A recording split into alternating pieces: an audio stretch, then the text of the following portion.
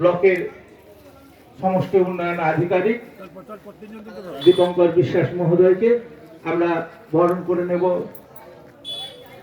দাসপুর এক প্রাথমিক শিক্ষা স্বাস্থ্য কেন্দ্রের আমরা এখন বরণ করে নিচ্ছি পঞ্চায়েত সমিতির সভাপতি সুকুমার পাত্র মহোদয়কে। আমরা আতিথ্যতার আলিঙ্গনে চন্দন এবং পুষ্প দিয়ে আমরা বরণ করে নিচ্ছি। আমরা বরণ করে নিচ্ছি এখন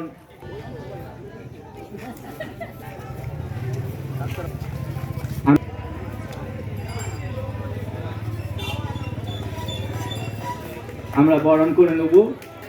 এরপর আমরা বরণ করে নেব দাসপুর থানা যে এসআই মুর্মু সাহেব এসেছেন, ওনাকে আমরা বরণ করে নিচ্ছি। এরপর আমরা বরণ করে নেব পঞ্চায়েত সমিতির মিনতি মালিক এরপর আমার নাম মহাশয়াকে আমরা বরণ করে নিচ্ছি। আমাদের বরণ পর্ব চলছে।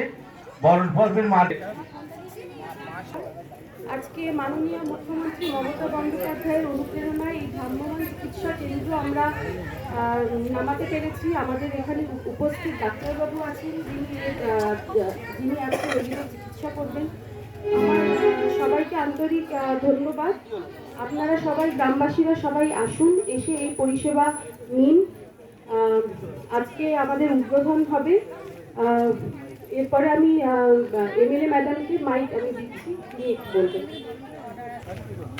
নমস্কার। আমাদের মাননীয় মুখ্যমন্ত্রীর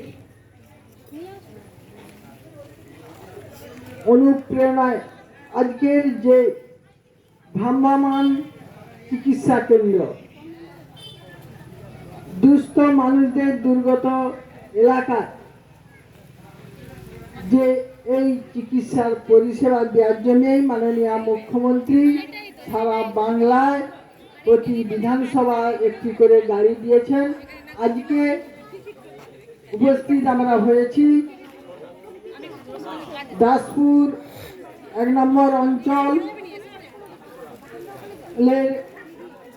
এখানে আমরা গাদিঘাট সংলগ্নে শীতলা মন্দির প্রাঙ্গণে আমরা উপস্থিত হয়েছি। এই আপনারা জানেন এই অনুষ্ঠানের উপস্থিত আছেন আমাদের পঞ্চায়েত সমিতির সভাপতি আছেন সুকুমার দা, উপস্থিত আছেন বিডিও সাহেব আছেন আমাদের ডিএম সাহেব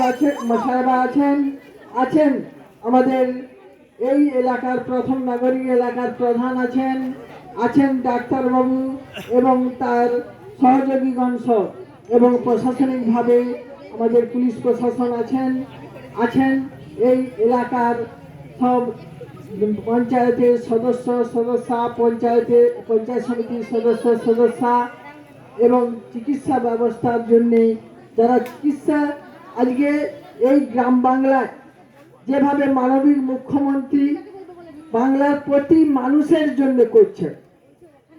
আজকে দেখছেন যে 2001 সালে আসার পরে মানুষের যেটা প্রয়োজন সেটাই তিনি করছে।